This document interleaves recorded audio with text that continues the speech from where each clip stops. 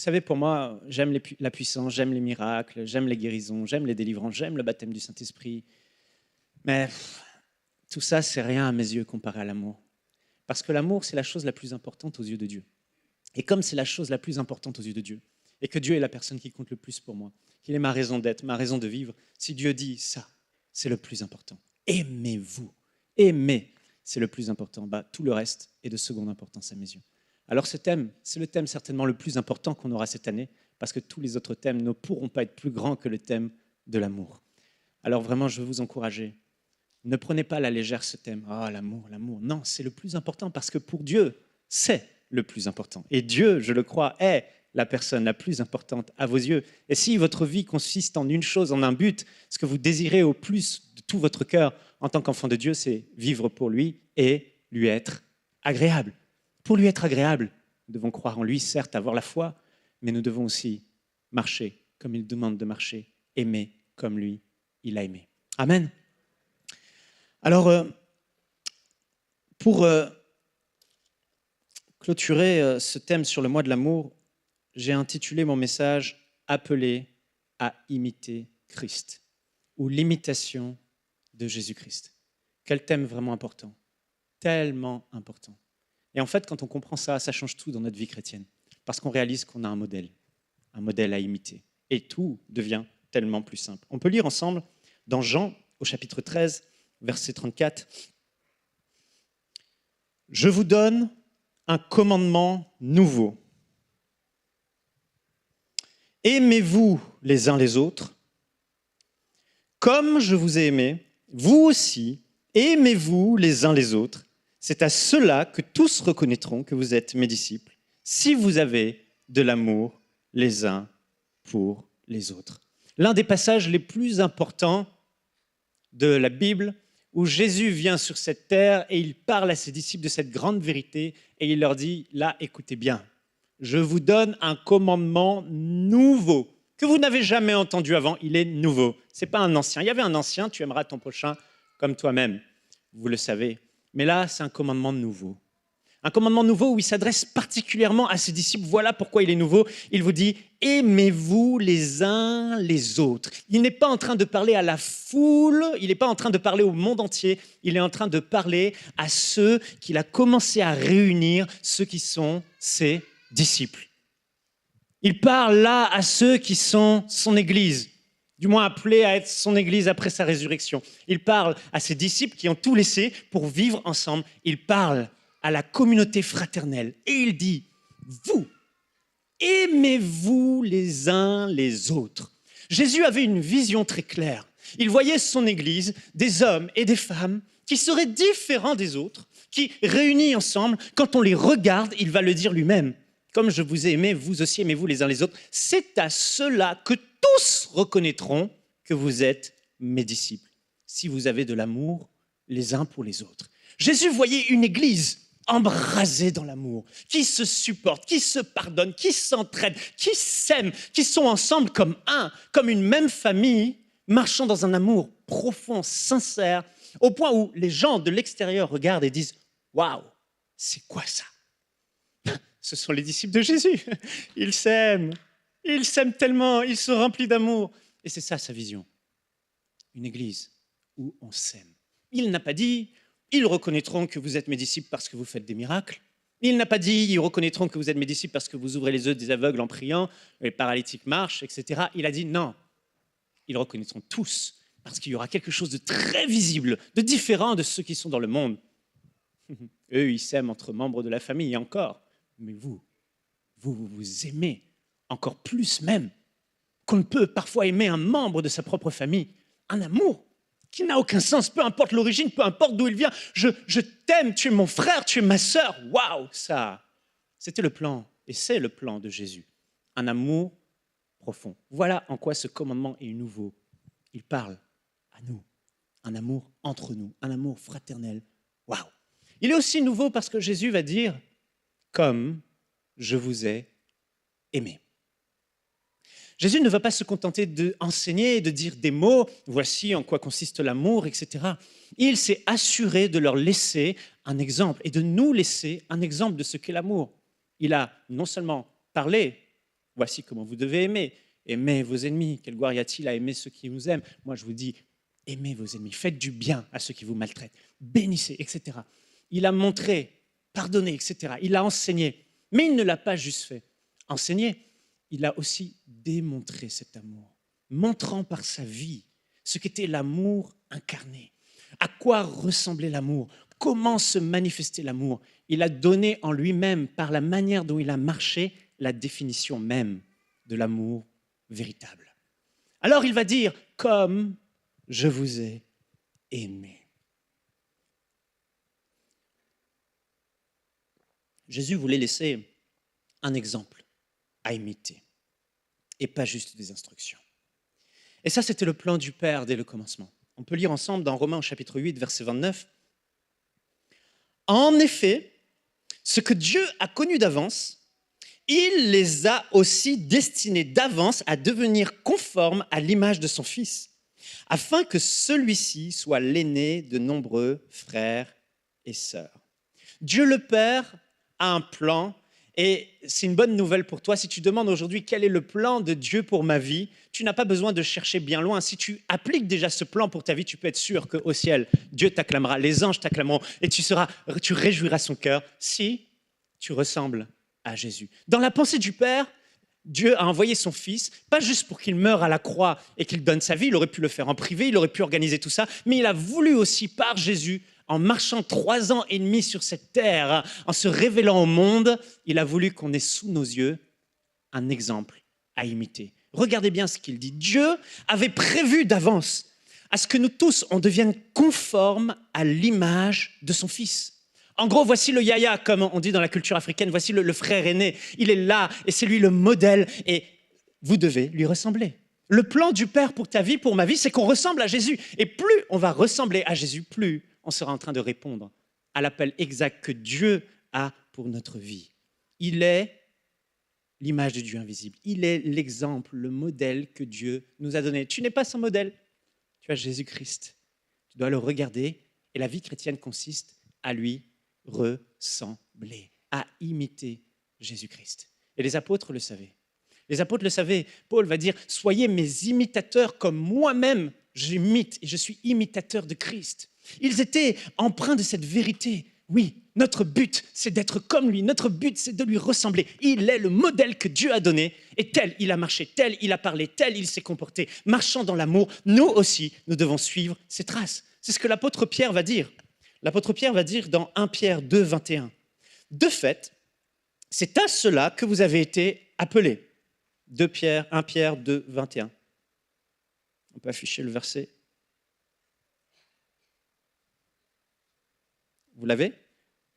De fait, c'est à cela que vous avez été appelés, parce que Christ aussi a souffert pour nous, nous vous laissant un exemple afin que vous suiviez ses traces. Parce que Christ a souffert pour nous, vous laissant un exemple afin que vous suiviez ses traces.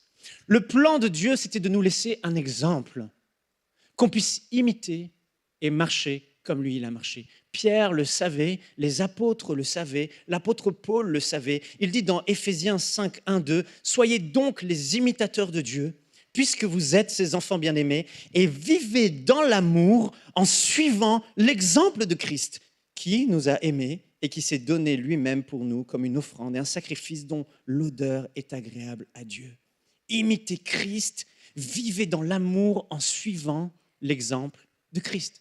C'était leur but. C'est ça la vie chrétienne. La vie chrétienne n'est pas plus compliquée que de voir comment Jésus est et de suivre son exemple et de l'imiter. Alors, la question qu'on peut se poser, c'est est-ce que l'image de Christ est imprégnée en nous? Est-ce que chaque jour, on pense à Jésus quand on se retrouve face à une situation? Est-ce que le modèle de Christ est en nous et qu'on se dit je vais simplement faire comme le Maître.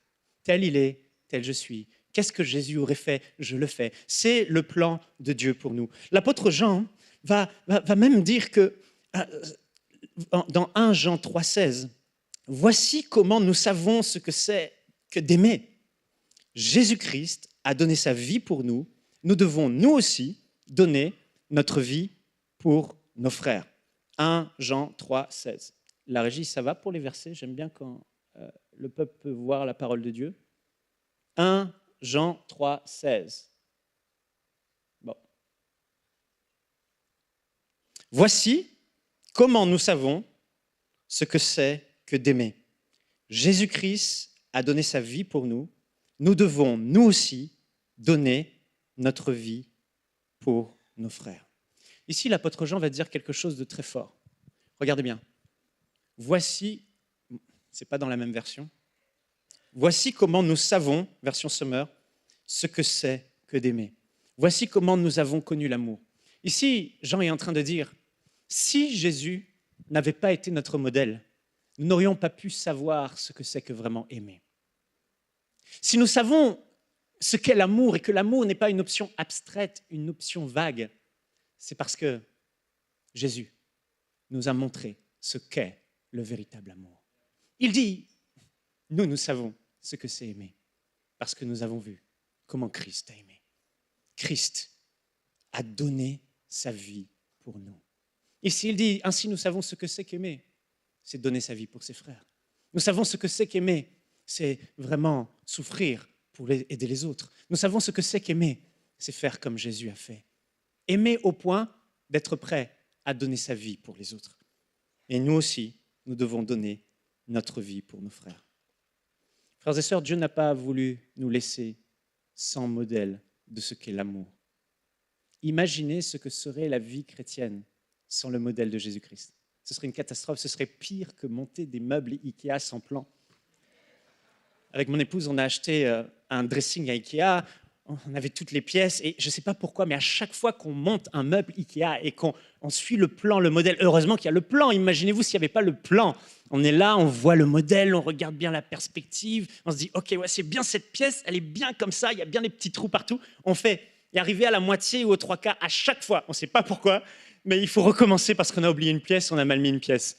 Mais imaginez-vous monter un meuble Ikea sans modèle, sans image, sans exemple sous nos yeux, ce serait vraiment compliqué. Sans le modèle de Jésus-Christ, si en nous, nous n'avons pas la vision de Jésus-Christ, son exemple qui vit en nous, son modèle, comment il agissait, comment il a fait, comment il a aimé, ce sera très difficile, voire impossible d'aimer. Alors c'est vraiment important de réaliser que Christ est le modèle. Et c'est vraiment important que ce modèle soit en nous pour pouvoir aimer. Alors, il y a une puissance dans l'imitation. Une puissance dans le fait d'imiter Christ, parce que vous et moi, l'être humain, a été créé on a été conçu de manière innée pour reproduire des modèles qu'on a vus, des modèles qui sont sous nos yeux, et naturellement, de manière innée, même inconsciente, on va reproduire les exemples qu'on a sous nos yeux. C'est pour ça qu'un enfant qui va dans une famille et qui grandit dans une famille où la famille est très polie, dit merci, l'enfant, même s'il n'a pas été enseigné par des principes à dire merci, il va dire merci parce qu'il a vu papa et maman dire merci. L'enfant va de manière innée reproduire le modèle qu'il a sous ses yeux. Et en grandissant, ça n'a pas changé. Encore aujourd'hui, le meilleur moyen, l'enseignement c'est bien, c'est une chose, ça nous aide, mais le moyen par excellence d'être transformé et de changer notre comportement, c'est d'avoir un bon modèle sous nos yeux et d'imiter ce modèle et de le reproduire. Imiter, c'est observer un exemple qu'on a sous nos yeux. Et imiter, ce n'est pas juste observer l'exemple qu'on a sous nos yeux, c'est aussi reproduire cet exemple qu'on a vu. Alors nous sommes appelés à observer le modèle de Jésus-Christ, son exemple, et on est appelés à reproduire ce que Jésus faisait en aimant comme lui, il a aimé. Il y a une grande puissance dans l'imitation.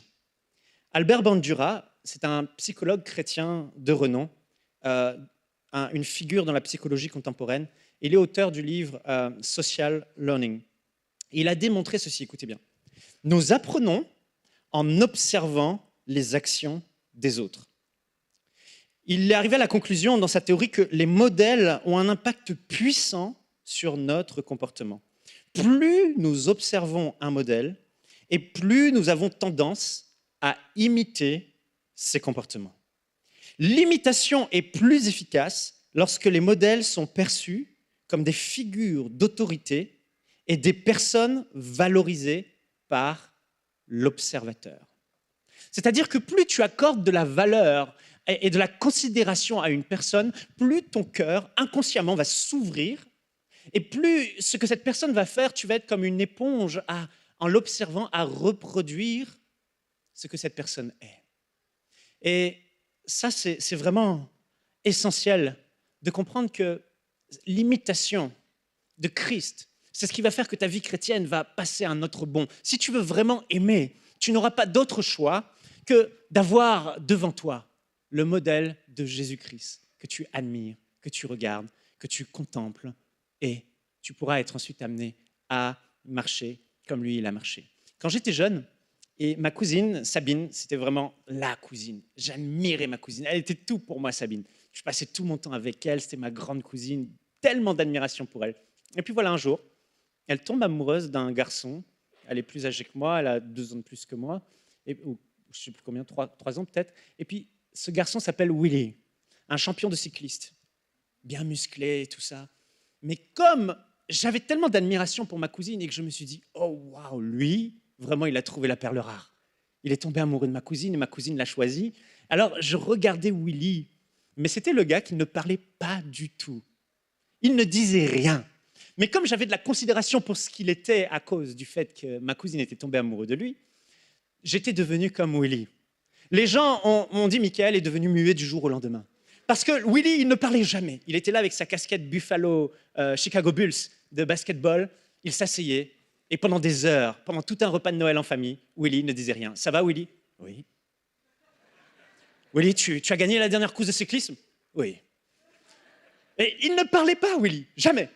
Et puis moi, je le regardais, j'avais tellement d'admiration que tout en moi reproduisait Willy. J'avais une casquette Chicago Bulls sans même le réaliser. Les gens commençaient à me parler, moi qui parlais beaucoup. Michael. Je dis, ça va, Michael? Oui. Je changeais même ma voix. C'était terrible. Mais le pire, c'était les yeux de Willy. Willy avait des petits yeux comme ça. Tu sais, c'est comme les yeux de Tom Cruise qui te regardent comme ça, dans les films. Et Willy plissait toujours les yeux. Et à l'école, il y avait une fille qui s'appelait Ludivine Auriol. Ludivine Auriol, il y avait Cécile Delabure, je vous ai parlé, elle, c'était la première de la classe, mais Ludivine Auriol, c'était la plus belle de l'école. Et Ludivine Auriol, c'était la fille de Madame Auriol, qui était une professeure de la France métropolitaine. Nous, on était à l'île de la Réunion, une dame toujours bien. Et quand on croisait Ludivine Auriol, dès que Willy est rentré dans ma vie, j'arrivais dans les escaliers, avant je regardais, j'étais normal. Je passais à côté de Ludivine Auriol et puis on la saluait, salut, et puis on continuait la route. Et là, tout à coup, je suis devenu mystérieux. Je plissais les yeux comme ça. Plus tard, quand j'ai grandi, j'ai repensé à cette histoire et je me suis regardé devant le miroir, je plissais les yeux, je me suis dit, mais elle a dû se dire, mais il est dingue celui-là. Il est en colère, pourquoi il me regarde comme ça? Mais voilà, tout en moi voulait imiter Willy parce que j'admirais celui qu'il était et je passais du temps à l'observer. Alors, quelle est aujourd'hui la grande question? Quel est ton modèle? Je vois les jeunes qui imitent Kylian Mbappé. Je vois certains qui sont fans de Michael Jackson et l'imitent. Mais est-ce que ton modèle aujourd'hui, c'est Kylian Mbappé, Michael Jackson ou un tel pasteur? Ou est-ce que ton modèle, c'est Jésus-Christ de Nazareth? Est-ce que tu le vois? Est-ce que tu le contemples? Est-ce que tu l'observes plus que les autres? Je ne sais pas pour vous, mais il n'y a pas de modèle meilleur que moi, pour moi, que Jésus-Christ de Nazareth. Parfait en amour, parfait en bonté, parfait en miséricorde, parfait en sainteté. Il est parfait, et tel il est, tel je veux être. Personne ne rivalise à lui, personne n'arrive à sa cheville. Je refuse d'avoir un autre standard que Jésus-Christ de Nazareth. Chérie, tu es belle. Chérie, tu es magnifique, mais je suis désolé, tu n'arrives même pas à la cheville de Jésus-Christ de Nazareth dans mon cœur. Il est mon tout, il est ma vie. Et si je veux ressembler à quelqu'un, c'est à Jésus. Jésus-Christ, notre modèle. La vérité que nous affirmons à nos cœurs, la vérité que nous asseyons ce matin dans notre église, la vérité que nous inscrivons dans nos cœurs, c'est Jésus-Christ, mon modèle, et lui seul, celui que je veux imiter, celui à qui je veux ressembler, celui à qui je suis appelé à ressembler. Tu te demandais à quoi je dois ressembler? Cherche à imiter Jésus. Cherche à avoir cette image tellement forte de Jésus en toi que tu deviens comme lui. Alléluia. Gordon, il n'y a personne qui soit comme Jésus. Il n'y a personne qui soit comme Jésus. Il n'y a personne qui soit comme Jésus. Il n'y a personne qui soit comme lui. Oh, oh! J'ai fouillé, fouillé, personne, personne. J'ai cherché, cherché, personne, personne. Il n'y a personne qui soit comme lui. Alléluia! Il n'y a personne. On a beau fouiller, on a beau chercher, on a beau tourner. Personne n'est comme Jésus. Que ceux qui ont vu Jésus tel qu'il est puissent pousser un cri de joie et affirmer, oui, il n'y a personne comme lui. Le modèle à imiter. Alors la question qu'on peut se poser encore, c'est comment pouvoir imiter celui que nos yeux n'ont pas vu? Comment réussir à imiter celui qu'on n'a pas vu sous nos yeux? Et nous avons un bon exemple. On va lire ensemble dans Actes au chapitre 7, verset 55, le modèle d'Étienne. On va voir qu'on n'a pas besoin de voir avec nos yeux physiques pour pouvoir imiter Jésus-Christ, notre modèle. Les théologiens s'accordent pour dire qu'il est très fort probable qu'Étienne n'ait pas été un témoin oculaire de Jésus-Christ. Il ne faisait pas partie des 12 et certainement qu'il n'a pas été dans l'intimité de Jésus à voir, à observer Jésus. Mais pourtant, tous reconnaissent que Étienne était comme son maître et imitait son maître en beaucoup de choses, même au point culminant de marcher dans l'amour comme Jésus a marché dans l'amour et d'aimer comme Jésus a aimé. Alors, supposons que cette interprétation soit vraie et elle semble très plausible, qu'Étienne n'ait pas vu Jésus de ses propres yeux, n'ait pas été un témoin oculaire de Jésus. Peut-être qu'il l'a vu passer dans les rues comme ça. Mais peut-être que Étienne s'est converti après, lors de l'Église primitive. Mais ce qui est important de voir, c'est que Étienne, vous connaissez ce frère qui faisait partie des premiers diacres de l'Église, qui servait aux tables et que Dieu utilisait puissamment, il va faire un discours qui va énerver les pharisiens, les religieux, et ils vont vouloir le tuer. On est au verset 55. Mais Étienne, acte 7, 55, rempli du Saint-Esprit, fixant les regards vers le ciel. On n'a pas les mêmes versions, c'est pas grave. Bon, je vais lire celle-là alors. Mais Étienne, rempli du Saint-Esprit, fixa les regards vers le ciel et vit la gloire de Dieu et Jésus debout à la droite de Dieu. On peut passer au suivant, 56. Et il dit, je vois le ciel ouvert et le Fils de l'homme debout à la droite de Dieu. On continue, s'il vous plaît. Ils poussèrent alors de grands cris en se bouchant les oreilles, se précipitèrent tous ensemble sur lui, le traînèrent à l'extérieur de la ville et se mirent à le lapider. Les témoins avaient déposé leurs vêtements aux pieds d'un homme appelé Saül. Ils jetèrent des pierres à Étienne qui priait et disait « Seigneur Jésus, accueille mon esprit ». Puis il se mit à genoux et s'écria d'une voix forte « Seigneur, ne les charge pas de ce péché ». Après avoir dit cela, il s'endormit. Écoutez bien, Étienne est lapidé, on l'a saisi de force et on lui jette des pierres dessus. Son sang coule. Il est certainement là, à genoux, en train de recevoir des pierres partout sur le corps. Et regardez bien ce qu'il dit dans ce verset. Alors, il se met à genoux, il tombe à genoux et il s'écrie d'une voix forte « Seigneur, ne leur impute pas ce péché ». Et après ces paroles, il s'endormit. Étienne, ici, va imiter son maître sur la croix, en disant les mêmes paroles, en ayant le même cœur que Jésus. Jésus a dit « Père, pardonne-leur leurs péchés, car ils ne savent pas ce qu'ils font. » Alors qu'on était en train de crucifier Jésus et de le tuer, Jésus a manifesté un amour extraordinaire envers ses détracteurs. Il a prié pour que le Père le pardonne. Et Étienne, ici, lui, comme son maître, imite son maître en disant « Seigneur, ne leur cherche pas ou ne leur impute pas ce péché. » Alors, on voit que le modèle de Christ était imprégné en Étienne. Étienne voyait son maître, avait le modèle de son maître, et même dans une période où ton sang coule, où c'est terrible comme situation, tu trouves encore en ce modèle l'exemple parfait à imiter, en priant pour eux comme Jésus a prié, et en demandant à Dieu de pardonner leurs péchés. Quelle imitation extraordinaire. Il marchait dans l'amour comme son maître, parce qu'il avait ce modèle de Christ et cette vision d'être comme lui, imprégnée à l'intérieur de lui. Mais certainement, il n'a pas été le témoin oculaire. Certainement, il a entendu, comme vous et moi, le témoignage de Christ à travers la bouche des apôtres, à travers l'enseignement des apôtres. Lorsqu'ils disaient et racontaient les récits de Jésus, comment il était, le bouche à oreille, je peux imaginer Étienne cherchant à connaître Jésus, à contempler Jésus à travers la parole, à travers les mots qui sont dits. Ah oui, il a dit ça à la croix, waouh, et ça a impacté la vie d'Étienne, ça a touché son cœur au plus profond. Et ce modèle est resté en lui comme un modèle imprégné à imiter. Tel il a aimé, tel je vais aimer.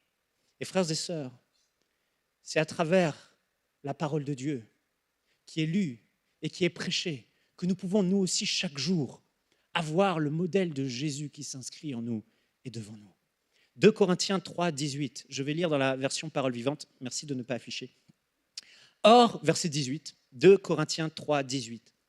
Or, c'est sans voile, le visage découvert que nous tous, nous contemplons comme dans un miroir la gloire du Seigneur. Ainsi, nous sommes constamment transformés d'après son modèle, pour lui ressembler davantage de jour en jour et en refléter une image toujours plus fidèle. Sa gloire devient progressivement nôtre. Il ne saurait en être autrement, car celui qui agit en nous, c'est le Seigneur lui-même par son esprit. Ce texte est tellement extraordinaire, frères et sœurs. Regardons-le ensemble. Nous tous, qui le visage découvert, sans voile, etc. Bon, je vous passe les détails de ça. Nous contemplons comme dans un miroir la gloire du Seigneur. La première expression ici, nous contemplons la gloire du Seigneur. Nous tous, en tant que croyants nés de nouveau, nous avons accès à la présence de Dieu. Et par le Saint-Esprit, nous arrivons à contempler la gloire du Seigneur. Nous arrivons à contempler Christ, Jésus-Christ de Nazareth. Nous le voyons même sans le voir. Contempler ici, ce n'est pas juste regarder vite fait. Le mot contempler, c'est regarder, observer avec admiration, avec respect. On regarde, on médite, on observe, on scrute profondément avec un regard approfondi. On médite sur ce qu'on voit. Contempler. On contemple Jésus. On pense à Jésus. On lit dans les Écritures ce qui concerne Jésus et on le contemple. Il dit que quand on commence à contempler la gloire de Dieu, donc Christ, et à voir son image, son modèle, il dit, deuxième expression, comme dans un miroir. Comme dans un miroir, c'est une vision indirecte. Le miroir ne nous donne pas une vision directe, le miroir, c'est le reflet. C'est une vision indirecte que nous avons. Mais cette vision indirecte nous permet, à travers les Écritures, de voir exactement Jésus tel qu'il est, grâce au Saint-Esprit qui vient nous aider. Le miroir, frères et sœurs, c'est la parole de Dieu. Le miroir, c'est cette parole qui est prêchée, qui nous rappelle comment Jésus a été, comment il a marché, comment il est dans les évangiles, à travers ses actes, à travers ses paroles. Nous voyons comment Jésus est un modèle parfait d'amour. Alors quand nous contemplons à travers le miroir de la parole, le modèle de Christ, la Bible dit que nous sommes transformés d'après son modèle et nous lui ressemblons de jour en jour, reflétant une image qui va lui ressembler de plus en plus parce que plus tu regardes à un modèle que tu contemples et que tu observes, plus tu vas être et devenir comme lui. C'est pour ça que certaines personnes sont comme leur personne qui fréquente. Dis-moi qui tu fréquentes et je te dirai qui tu es. Parce que tu parles comme lui, tu agis comme lui, parce que tu as été tellement exposé à ce modèle que tu finis par devenir comme lui. Nous devons être exposés à Christ. Nous devons être exposés à lui dans sa parole. Nous devons être exposés et le chercher à travers chaque prédication. Où est Christ? Où est Jésus? Parce que tout est question de Christ à travers la Bible, de la Genèse à l'Apocalypse. Tout est à propos de lui. Il est le modèle qu'on retrouve même dans l'Ancien Testament. Il est la préfiguration de celui qui est venu. Jésus-Christ, le modèle. Contemples-tu Christ à travers les Écritures ou cherches-tu juste quelques principes de vie? Mais cherche Christ en priorité, vois ce modèle, contemple-le en l'observant, en le contemplant dans la prière, dans la parole. Tu finiras par devenir comme lui. Alléluia!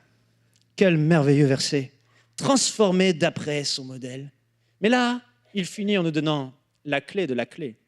Il ne s'agit pas de juste observer, il nous dit que tout cela est possible. Il finit. Il ne saurait en être autrement, car celui qui agit en nous, c'est le Seigneur lui-même par son esprit. Donc, comment voir le modèle et être transformé par le modèle devient possible? C'est par le Saint-Esprit. Est-ce qu'on peut acclamer Dieu pour le Saint-Esprit? Sans le Saint-Esprit, rien n'est possible. Tu ne peux pas voir Christ sans l'aide du Saint-Esprit.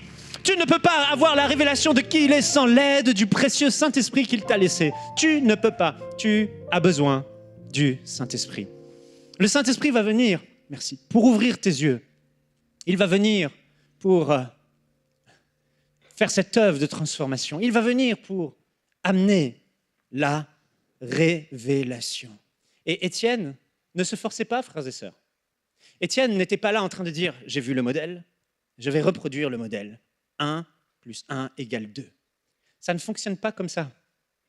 Ça, c'est la religion.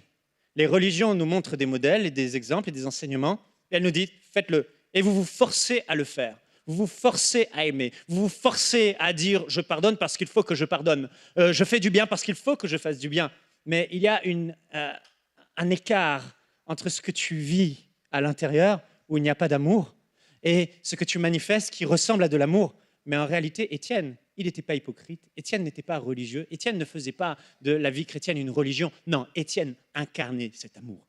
Étienne vivait cet amour. Cet amour était infusé en Étienne. La Bible nous dit encore, c'est l'apôtre Paul dans Romains, d'abord on le voit au verset 55. Étienne, il avait non seulement le modèle en lui, mais il avait aussi la capacité en lui d'aimer ce modèle. L'amour de Christ coulait en lui. C'est pour ça qu'à la croix, non seulement il avait le modèle et il savait ce qu'il devait faire, mais il avait aussi tout en lui qui tendait à l'amour, au pardon, à la miséricorde, parce qu'il y avait cette vie de l'esprit en lui qui faisait toute la différence. Donc, observez pour avoir le modèle en nous, par la révélation du Saint-Esprit, mais aussi avoir la vie et la capacité d'aimer réellement, profondément, que ça vienne du cœur. Et ça ne peut être que par le Saint-Esprit. Romains 5,5 dit « Or, cette espérance ne trompe pas, parce que l'amour de Dieu est déversé dans nos cœurs par le Saint-Esprit qui nous a été donné. » Regardez bien, l'amour de Dieu est déversé dans notre cœur par le Saint-Esprit. Si tu as reçu Jésus-Christ comme ton Sauveur et ton Seigneur, l'amour de Dieu est déversé dans ton cœur. Tu as le modèle, mais tu as la vie aussi qui coule pour faire en sorte que tu puisses avoir la capacité d'agir comme il a agi, d'aimer comme il a aimé, de pardonner comme il a pardonné, de faire du bien comme il a fait du bien, de servir comme il a servi. Ça, d'être ému de compassion comme elle a été émue de compassion, c'est le résultat de la vie du Saint-Esprit en toi. Alors, Étienne avait le modèle à travers les Écritures, la révélation du modèle à travers le Saint-Esprit et la vie pour pouvoir imiter ce modèle à travers le Saint-Esprit. Donc, si tu veux aimer, tu as besoin de aussi être rempli du Saint-Esprit, de son amour qui doit être déversé dans ton cœur. Mais comment vivre cette plénitude de l'Esprit pour aimer comme Christ? C'est parfois tellement difficile, on se retrouve face à une personne qui nous a fait du mal et je sais que la Bible dit et que Jésus ferait ça. Je veux, mais je n'ai pas la force en moi, je n'ai pas l'envie en moi. Ça sonne hypocrite. Il faut que les flots de l'amour de Dieu coulent dans ton cœur. Comment Étienne a fait pour avoir ces flots? Et là, c'est l'apôtre Paul qui nous donne la clé. On va pouvoir le lire dans Éphésiens 3, 17 à 19. On va commencer de sorte que Christ habite dans votre cœur par la foi. Je prie que vous soyez enracinés et fondés dans l'amour. On continue. Pour être capable de comprendre avec tous les saints quelle est la largeur, la longueur, la profondeur et la hauteur de l'amour de Christ, et de connaître cet amour qui surpasse toute connaissance, afin que vous soyez remplis de toute la plénitude de Dieu. Donc ici, Paul est en train de nous donner le secret. Pour que cet amour et cette vie du Saint-Esprit coulent en nous, il dit « Je prie ». Je prie pourquoi? Je prie pour vous. Je prie afin que vous ayez la révélation de l'amour de Christ. Parce que si vous avez la révélation de son amour, si vous réalisez combien son amour est large, combien son amour est long, combien son amour est haut, combien son amour est profond, combien son amour est infini, et l'amour de Christ est si grand pour vous, pour nous, alors cela aura pour conséquence que vous soyez remplis de la plénitude du Saint-Esprit. Alors il y a un lien entre la révélation de son amour et un lien avec le fait d'être rempli du Saint-Esprit et de cet amour qui coule et de cette plénitude de l'Esprit qui coule. Alors comment c'est possible? Paul savait une chose, c'est que notre cœur est si souvent insensible, si souvent dur, si souvent qui manque de tendresse, qui n'arrive pas à être suffisamment malléable. Il est complètement imperméable à parfois la plénitude de Dieu dans laquelle il l'environne. Et cette plénitude de l'Esprit qui environne notre cœur, qui est là autour et qui veut rentrer dans notre cœur, rentrer dans notre amour, n'arrive pas parce que notre cœur est dur, notre cœur est imperméable, et cet amour et cette vie ne pénètrent pas. Alors Paul va dire tout simplement, écoutez, quand vous allez réaliser combien Christ vous aime, combien Christ est amour, combien Christ est miséricordieux et bon à votre égard, un amour si grand qu'il a, cela aura pour effet d'attendrir vos cœurs et de les rendre complètement malléables, complètement... la vie de l'Esprit va pouvoir tendre, va pouvoir couler à l'intérieur de vos cœurs, comme cette femme qui était pécheresse et qui est venue auprès de Jésus déverser ses larmes avec le vase. Jésus va dire, elle a beaucoup aimé. Elle a beaucoup aimé. Elle a un cœur qui aime. Elle a un cœur tendre. Elle a un cœur sensible. Pourquoi? Parce qu'elle a conscience de tous les péchés qui lui ont été pardonnés. De grands péchés qui lui ont été pardonnés. Cette conscience de combien Dieu a été bon envers elle et miséricordieux envers elle a fait d'attendrir son cœur. Et quand nous, remplis, enfin, avec le Saint-Esprit qui habite en nous, nous avons ce cœur qui est tendre parce que la révélation de l'amour l'a attendri. Frères et sœurs, la vie de l'Esprit ne peut que couler et nous sommes alors remplis de la plénitude du Saint-Esprit. Alors nous avons besoin d'être éclairés de cet amour, d'avoir cet amour qui est là et qui coule, qui nous remplit, il nous remplit, il nous remplit. J'ai fait une petite illustration. Chérie, ne t'inquiète pas, tout va bien aller. Je maîtrise. Ils vont oublier mes mots, mais ça, ils ne l'oublieront pas. Ma femme est très organisée, très structurée, donc... on va faire autrement. Ça, les images restent.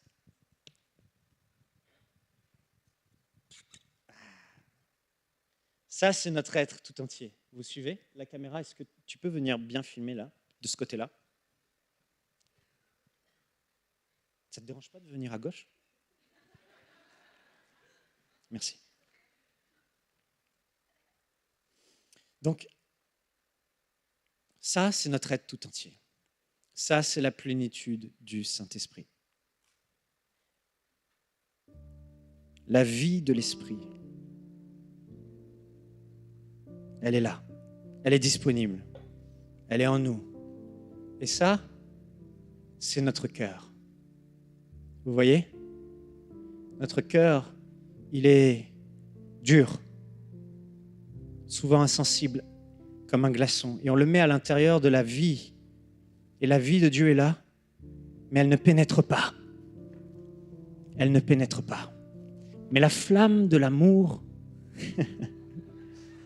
Vous comprenez pourquoi j'ai dit à ma femme de ne pas s'inquiéter? C'est la première fois de ma vie que je fais ça. Mais ça, c'est le Saint-Esprit qui vient amener la révélation de la flamme de l'amour de Christ. Non, c'est bon, ça va. Ouais, merci. Et quand le Saint-Esprit, alors qu'on est là en train de contempler Christ, d'observer Christ, par la révélation du Saint-Esprit, la révélation de son amour commence à éclairer notre cœur. Et son amour nous remplit. La révélation est là. On réalise ce que Christ a fait à la croix pour nous. On réalise combien il nous a aimés. On réalise qu'on était coupables et qu'on méritait de mourir sur cette croix. Mais Christ a pris notre place. On réalise qu'on était des pécheurs, qu'on méritait la mort, qu'on méritait d'aller en enfer. Mais l'amour de Christ est là et il nous inonde. On a la révélation. Et qu'est-ce qui se passe? Notre cœur s'attendrit. On réalise combien il nous a pardonné tous nos péchés, au point qu'aujourd'hui il nous regarde sans péché. Et cet amour nous inonde. Il nous inonde, il nous inonde, il nous inonde. ton amour nous remplit. Seigneur, tu m'as tellement aimé, je ne méritais pas. Tu es si bon, si miséricordieux. Et regardez ce qui se passe. Regardez, nos cœurs fondent, nos cœurs deviennent sensibles. Et plus encore, nous ne commençons à ne faire qu'un avec la vie du Saint-Esprit. Nous ne commençons à ne faire qu'un avec le Saint-Esprit.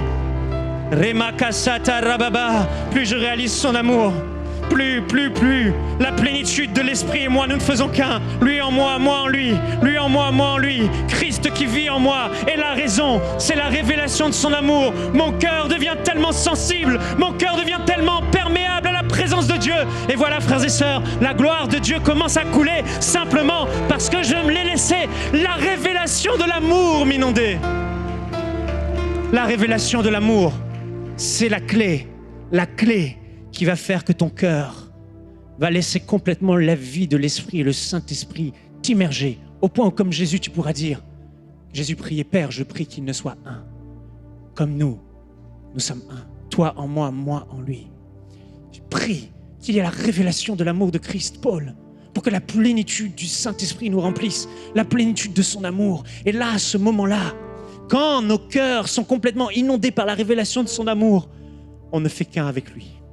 La vie de Dieu coule, l'amour de Dieu nous inonde et on est capable de pouvoir réagir comme Étienne, aimer comme Jésus a aimé, marcher dans son amour, pardonner aux détracteurs, pardonner à ceux qui nous ont fait du mal, faire du bien, ne pas rester insensible. La révélation de la longueur, de la largeur, de la hauteur et de la profondeur de son amour. Voilà pourquoi, frères et sœurs, je ne peux pas ou quasiment pas faire de message sans parler de la croix. Parce que la croix, c'est la révélation de l'amour de Dieu. La prédication de la croix, c'est l'assurance d'une chose. Dieu prouve son amour envers nous alors que nous étions des pécheurs. Christ est mort pour nous. Moi, Michael, pécheur. Moi, Michael, qui a fait offenser Dieu par ses actions. Moi, j'ai une liste de péchés sur ma longue liste terrible. Mais Dieu m'a aimé. Jésus m'a montré son exemple. La profondeur de l'amour de Christ, elle nous illustre jusqu'où Dieu est allé pour nous aimer, jusqu'à mourir à la croix pour nous.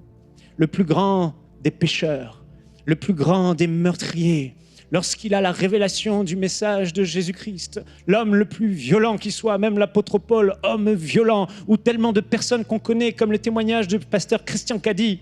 Aujourd'hui, je connais très peu d'hommes qui aiment comme lui, il aime. Un cœur si tendre, mais pourtant, avant d'entendre le message de la croix, un cœur dur comme de la pierre. Un cœur rempli de colère et de haine et d'amertume. Mais lorsque le message de Jésus-Christ, la profondeur de son amour, allant, descendant sur la terre, allant jusqu'à la croix, mourant à la croix, a percuté le cœur de cet homme, voilà que l'homme violent, l'homme méchant, a le cœur attendri, touché, et devient aimant comme son maître, rempli d'amour, la révélation de son amour à la croix. Voilà pourquoi nous devons toujours prêcher la croix. Pour toujours garder sous nos yeux ce modèle de celui qui nous a tant aimés, de celui qui nous a tellement aimés. Quand on contemple la profondeur de son amour, quand on réalise cet amour, cet exemple que Jésus nous a donné, un amour qui fait des sacrifices, un amour qui accepte même la souffrance et même la profondeur de la souffrance. C'est ça la croix. C'est ainsi qu'il nous a aimés. Il s'est livré par amour pour nous. Il a accepté de souffrir. Contempler la profondeur de l'amour de Christ, c'est contempler ce qu'il a fait à la croix. Il a été cloué par amour pour toi et moi. Il a porté tes souffrances. Il s'est chargé de tes douleurs. On l'a maltraité, injurié, arraché la barbe. On lui a donné des coups, on l'a giflé, on lui a mis une couronne d'épines. Il a eu ses mains et ses pieds transpercés, agonisant au soleil. Son cœur devenait comme de la cire, nous dit le psalmisme, tellement il était en train d'agoniser. On s'est moqué de lui, jusqu'à lui donner du vinaigre, jusqu'à lui dire « Sors de là ». Mais si il a été à la croix comme cela, c'est par amour pour toi et pour moi, pour nous montrer aussi un exemple. L'exemple de ce que c'est qu'aimer. Aimer, frères et sœurs, nous demandera de souffrir. Aimer, ce n'est pas juste en parole. Aimer comme Jésus a aimé, c'est accepter de souffrir pour son frère. C'est accepter de porter le fardeau de son frère, de sa sœur. C'est ça l'amour. L'amour fait des sacrifices. Voilà pourquoi l'auteur du livre aux Hébreux a dit c'est là de tels sacrifices que Dieu prend plaisir. Aimer, ça coûte. Si tu n'es pas prêt à ce que ça te coûte, si tu n'es pas prêt à un minimum de souffrance, comment vas-tu aimer? Ton amour consistera en paroles, mais ça, ce n'est pas l'amour de Christ. Ça, c'est l'amour du monde. Je t'aime, mais je ne fais rien pour toi. Je t'aime, mais je ne suis pas prêt à souffrir pour toi. La profondeur de l'amour de Christ va jusqu'à souffrir. Et son amour ici parfait, qui va jusqu'à mourir pour nous, prenant la place du coupable qu'on était. On aurait dû être sur cette croix. On aurait dû être les mains clouées parce que c'était le sort réservé aux brigands, le jugement. Mais par amour pour nous, il a souffert et il a pris notre place. Quel modèle d'amour extraordinaire. Il m'a montré cet exemple pour que moi aussi j'accepte de souffrir pour mon frère. D'un amour qui coûte. Il coûtera ton temps, qui coûte ton argent, qui coûte tes efforts, qui coûte d'aller secourir celui qui est dans le besoin, qui coûte tes prières. L'exemple de Christ, la révélation de la profondeur de son amour va rendre nos cœurs aussi semblables aux siens. Avec cette profondeur qui tendra vers la sienne, au point où celui qui se laisse complètement sous cette révélation, immergé par cet amour, sera un frère, une sœur qui aime jusqu'à même accepter de souffrir pour les autres. Cet amour profond. Et quand on contemple la largeur de son amour, comment son amour si large que Jésus se soucie du bien-être dans tous les domaines, même le domaine physique. Dans Matthieu au chapitre 15, verset 32, Jésus, ayant appelé ses disciples, dit « Je suis ému de compassion pour cette foule, car voilà 3 jours qu'ils sont près de moi et ils n'ont rien mangé. Et je ne veux pas les renvoyer à jeun, de peur que les forces ne leur manquent en chemin. » Écoutez bien ce que Jésus dit. Voilà le modèle que nous avons. Ça fait 3 jours que la foule le suit, plus de 4000 hommes, sans compter les femmes et les enfants. Et là, c'est le temps de quitter Jésus. Mais Jésus est ému de compassion en regardant la foule. Il aurait pu juste dire, c'est leur problème. C'est eux qui se sont mis dans cet état. Ils avaient qu'à faire preuve de plus de sagesse. Ils ne le méritent pas après tout. Mais non, l'amour de Christ ne regarde pas si l'autre le mérite ou pas. L'amour de Christ ne regarde pas à tout cela. L'amour de Christ est tellement plus large qu'il va englober toutes ces personnes et tous leurs besoins. Et il ne s'arrête pas juste aux besoins primaires. Je m'occuperai de toi si tu es en train de mourir. Je m'occuperai de toi si tu es vraiment dans une maladie incurable ou à l'hôpital. Non, l'amour de Christ va aller jusqu'à ces petits besoins importants, de peur que les forces ne leur manquent en rentrant parce qu'ils n'ont plus à manger. Ça fait 3 jours qu'ils sont là. Cet amour qui va au-delà de l'analyse, cet amour si large qu'il nous a montré, qu'il se laisse être ému de compassion, peu importe si les autres sont responsables ou pas de leur situation. Il s'arrête, il prend le temps, cet amour large, de penser aux besoins naturels de ses frères. Cet amour s'arrête pour faire du bien chaque fois que je vois quelqu'un dans le besoin. Et que je peux lui faire du bien. Je ne passe pas outre, comme le Lévite dans la parabole du bon samaritain, comme le sacrificateur, ceux qui sont censés représenter Dieu.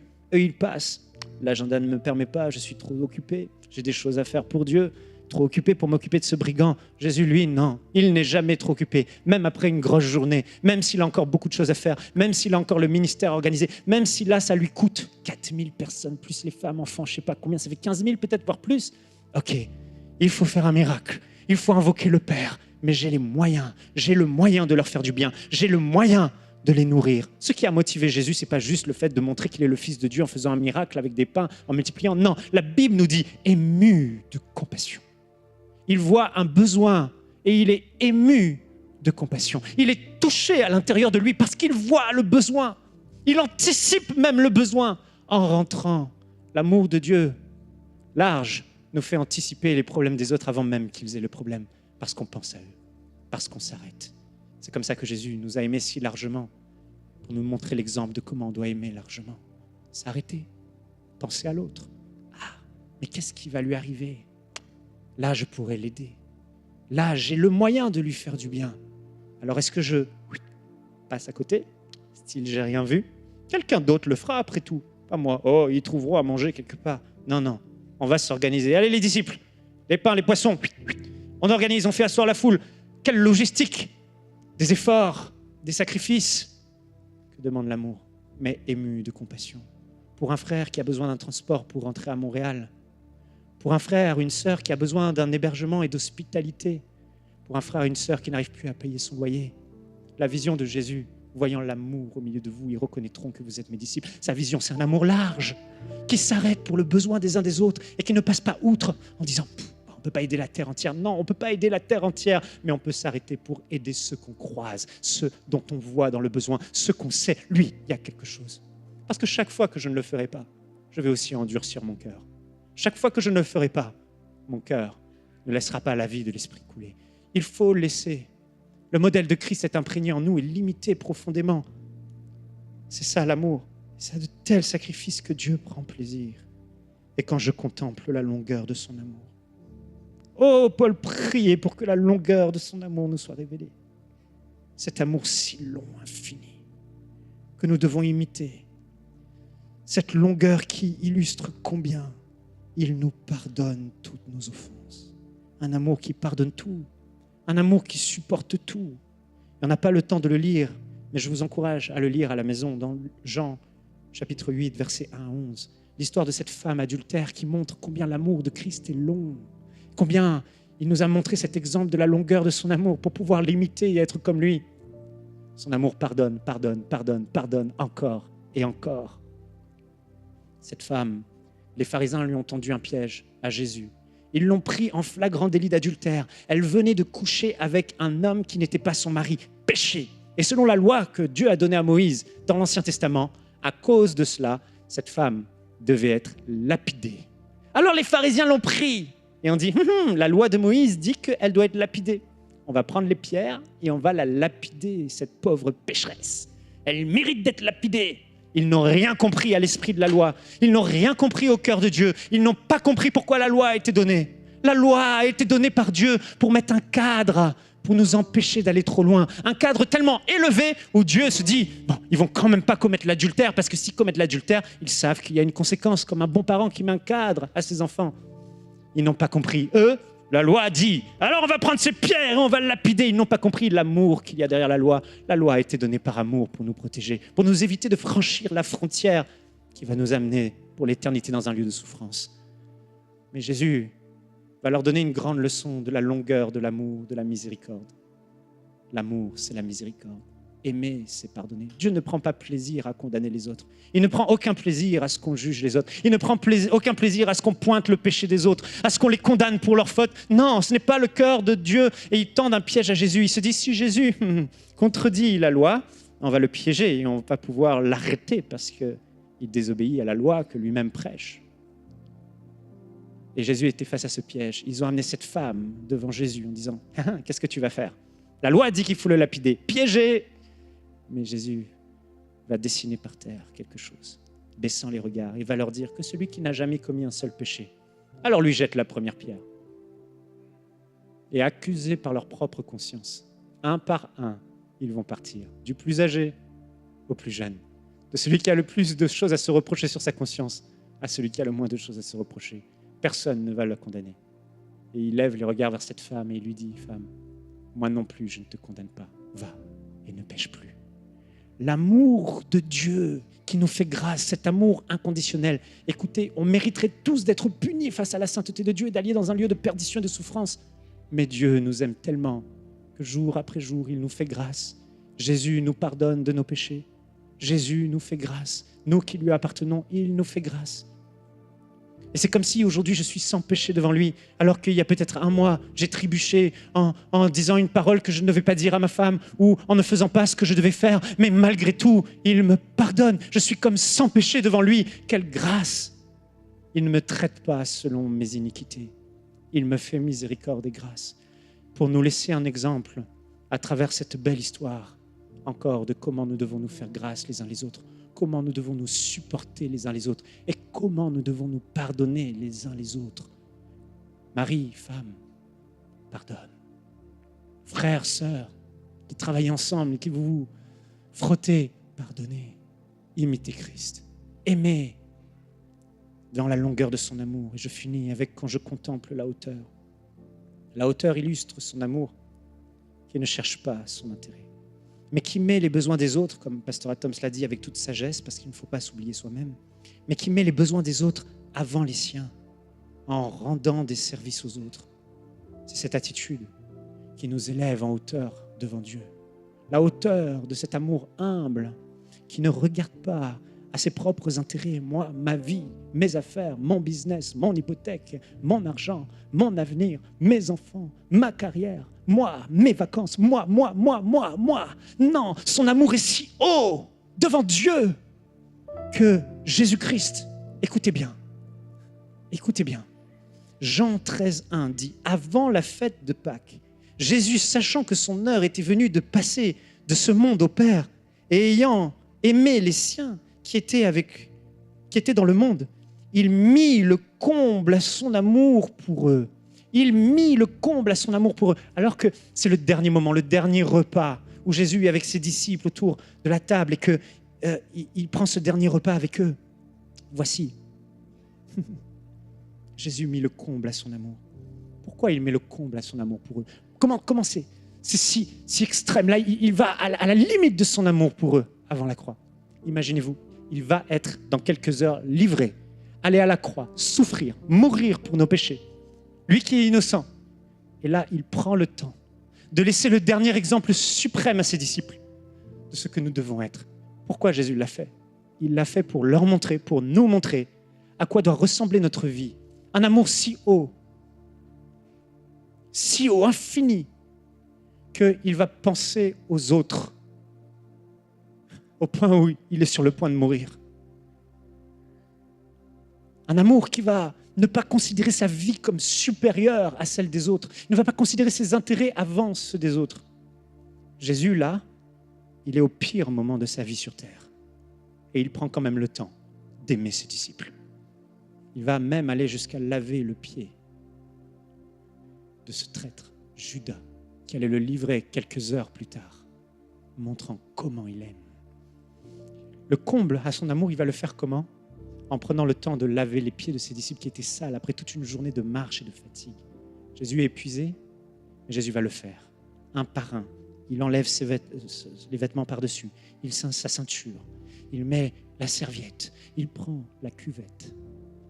Il mit le comble parce que c'est Jésus-Christ de Nazareth, le créateur de toutes choses, lui-même qui a dit que la lumière soit et la lumière fut, lui-même qui a créé la terre, tout ce qu'elle renferme, et nous-mêmes, le Dieu de gloire, lui-même, s'agenouille aux pieds d'êtres humains, sales dans leur cœur, sales sur leurs pieds.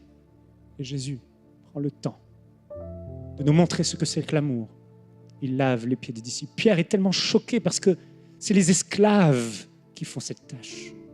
C'est les esclaves qui lavent les pieds des autres. Jésus, pas toi, pas le Fils de Dieu, pas le Messie. Il va dire, Pierre, si tu ne me laisses pas te laver les pieds, tu n'auras aucune part avec moi dans le royaume. Alors lave-moi tout le corps. Pierre va lui répondre. L'amour si haut de Jésus qu'il se rabaisse. Prenant une condition d'esclave, lavant les pieds de ses disciples les uns après les autres. Pour nous montrer combien, frères et sœurs, pour nous laisser le modèle que nous devons imiter chaque jour de notre vie. Aimer, c'est servir. Aimer, c'est faire du bien aux autres. Aimer, c'est laver les pieds de ses disciples, de ses frères, de ses sœurs. C'est ça l'amour. C'est se rendre des services les uns les autres. C'est faire passer les intérêts des autres avant les nôtres. Alors on peut fermer nos yeux. Seigneur, merci pour ton amour. Seigneur, alors que, si l'équipe de la louange veut bien venir, nous avons fait ce mois sur l'amour. Seigneur Jésus, tu nous as montré l'exemple de ce qu'est aimer un amour si large, si long, si haut, si profond, qu'aujourd'hui nous ne sommes pas dépourvus d'images, nous ne sommes pas dépourvus de modèles à imiter. Et alors que nous sommes dans ta présence, Seigneur, on réalise le poids de cela et on réalise à quel point nous devons aimer, à quel point nous devons t'imiter. Et je prie, Père, au nom de Jésus, que par le Saint-Esprit, cette révélation de l'amour de Christ nous soit communiquée tellement que cette Église qui porte le nom de plénitude ne soit pas juste un nom, ne soit pas juste un motto, ne soit pas juste un rêve, mais que ça devienne une réalité dans nos vies, au point que l'amour soit la chose la plus importante ici. Comme on l'a dit, nous aimons les choses surnaturelles, nous aimons le miraculeux, mais Seigneur, nous voulons te dire encore plus. Ce que nous désirons, c'est être remplis d'un amour comme toi. Tu as été rempli de cet amour. Alors révèle-nous ton amour profondément. Révèle à quelqu'un dans ce lieu combien tu l'aimes, combien ton amour est grand pour faire fondre son cœur et que ta vie coule à l'intérieur et que l'amour coule à l'intérieur et qu'il se laisse complètement immerger par ton amour. Seigneur, ne nous laisse pas rester les mêmes. Saint-Esprit, nous te donnons l'autorité, nous te donnons le droit légal. Nous te supplions même, s'il te plaît, ne nous laisse pas être gagnés par l'égoïsme qui gagne ce monde. Ne laisse pas l'amour de Christ et le modèle de Christ se refroidir, mais remplis-nous de cette révélation pour que toujours l'amour de Dieu coule en nous, l'amour de Christ coule en nous, pour qu'on s'aime au milieu de nous, qu'il n'y ait pas de personne qui souffre ici dans cette église et qui se dit « je souffre, mais personne ne se soucie de moi, mon frère, ma sœur ne se soucie pas de moi, personne ne m'aide ». Alors, c'est ça la famille de Dieu, Seigneur, que jamais de tels propos ne soient au milieu de nous, qu'on s'aime, qu'on souffre pour l'autre comme toi tu as souffert pour nous, qu'on se livre pour le frère et la sœur comme toi tu t'es livré pour nous. Seigneur, viens faire cette œuvre, s'il te plaît, dans nos cœurs. Que ta parole nous lave, nous transforme.